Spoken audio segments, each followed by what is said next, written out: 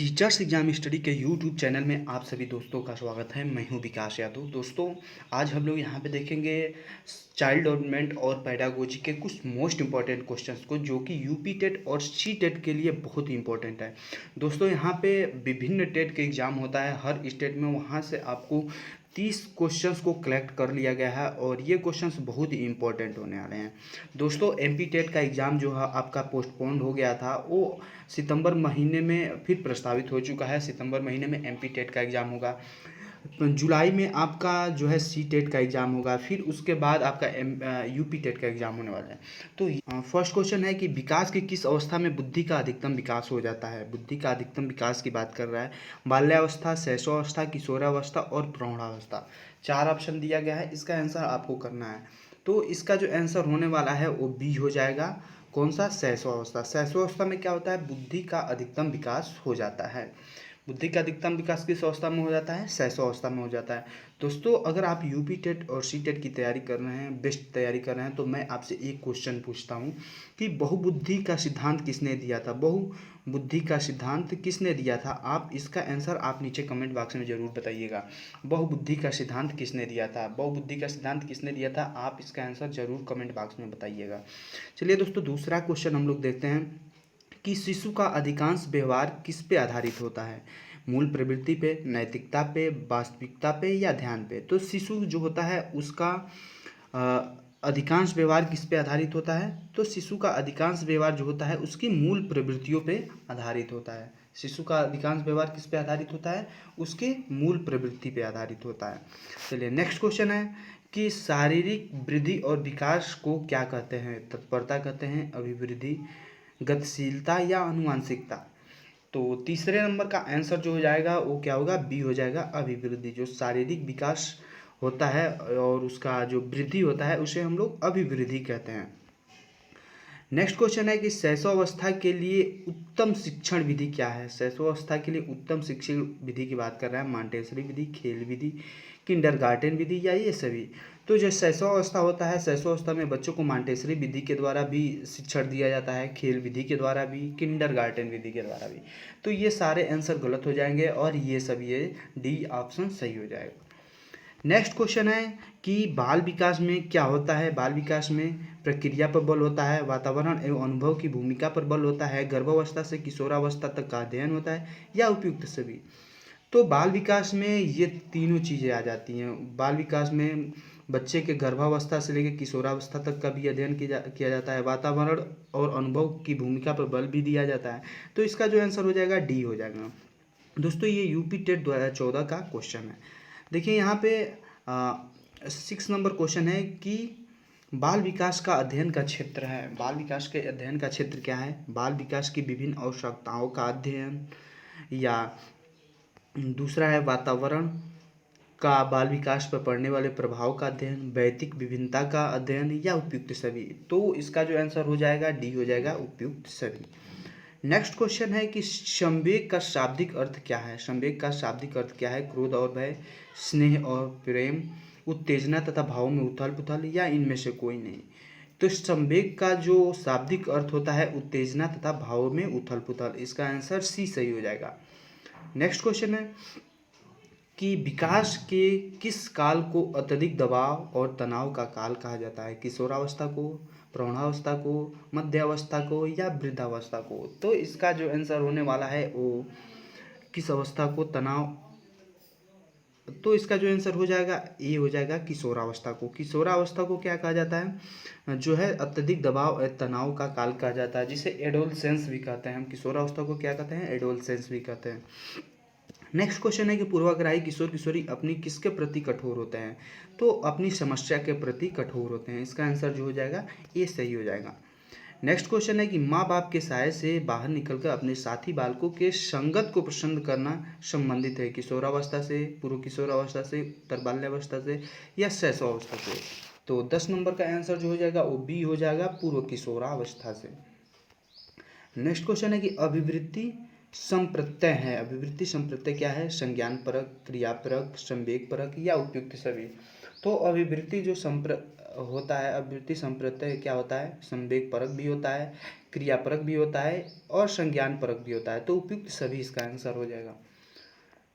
Next question है कि देखिए ये यूपी टेट 2011 का क्वेश्चन है। नेक्स्ट क्वेश्चन कि निम्नलिखित में से किस अवस्था में बच्चे अपने समवयस्क समूह के सक्रिय सदस्य हो जाते हैं, किशोरावस्था में, प्रौढ़ावस्था में, पूर्व बाल्यावस्था में या बाल्यावस्था में। तो इसका जो आंसर हो जाएगा ये हो जाएगा किशोरावस्था में जो बच्चे होते हैं अपने समवयस्क समूह के सक्रिय सदस्य हो जाते हैं। निम्न कक्षाओं में शिक्षण की खेल विधि किस पे आधारित है, शिक्षा कार्यक्रम के सिद्धांत पे आधारित है, शिक्षण की विधियों के सिद्धांत पर आधारित है, या विकास एवं वृद्धि के मनोवैज्ञानिक सिद्धांत पर आधारित है, या शिक्षा के सामाजिक सिद्धांत पर आधारित है।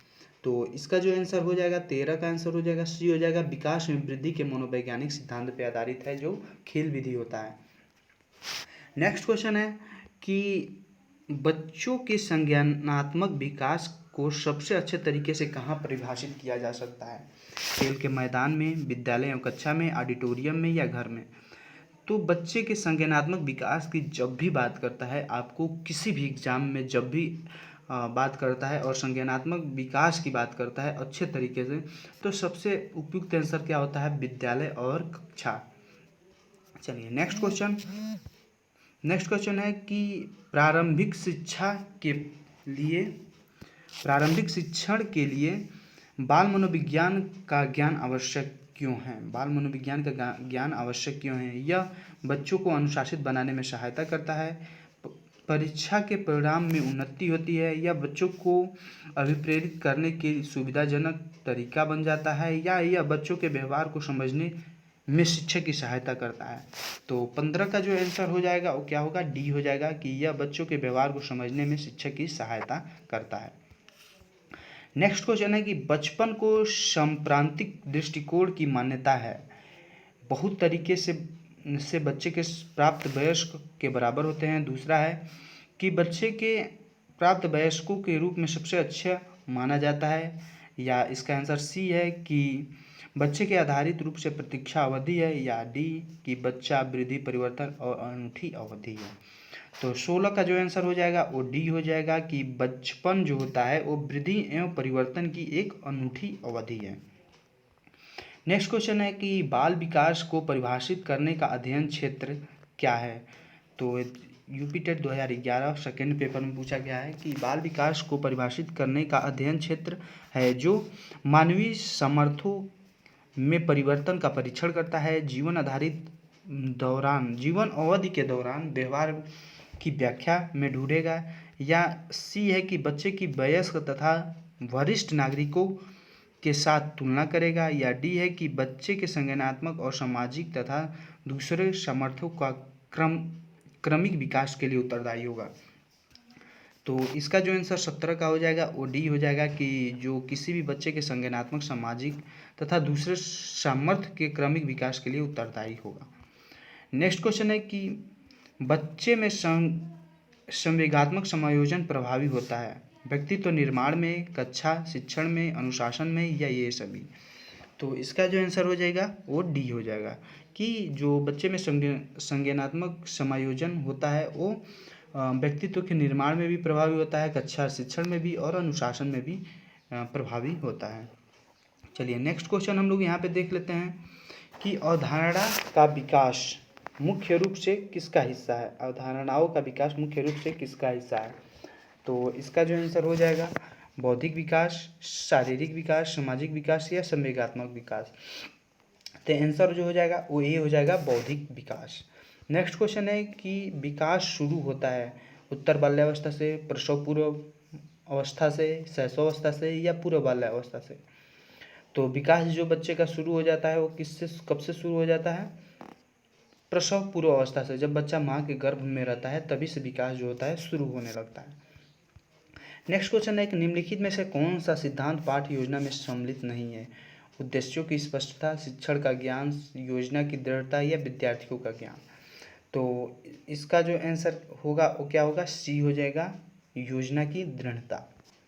नेक्स्ट क्वेश्चन है कि किशोर जो होते हैं किशोर का अनुभव प्राप्त कर सकते हैं, जीवन के बारे में परितृप्त के भाव या दुनिश्चितता एवं स्वयं से सरोकार।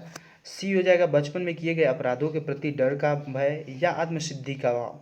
तो इसका जो आंसर हो जाएगा वो क्या होगा, बी हो जाएगा दुनिश्चितता एवं स्वयं से सरोकार।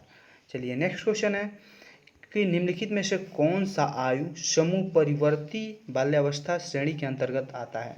11 से 18 वर्ष, 6 से 11 वर्ष या 18 से 24, जन्म से 6 वर्ष। तो इसका जो आंसर हो जाएगा बी हो जाएगा 6 से 11 वर्ष। तो दोस्तों ये क्वेश्चन आपको कैसा लगा नीचे कमेंट बॉक्स में ज़रूर बताइएगा, और जो मैंने आपको क्वेश्चन पूछा है उसका आंसर आप जरूर दीजिएगा। वीडियो को लाइक शेयर जरूर कर दीजिएगा, चैनल को सब्सक्राइब करिएगा। मिलते हैं नेक्स्ट वीडियो में, तब तक के लिए इजाज़त दीजिए, नमस्कार।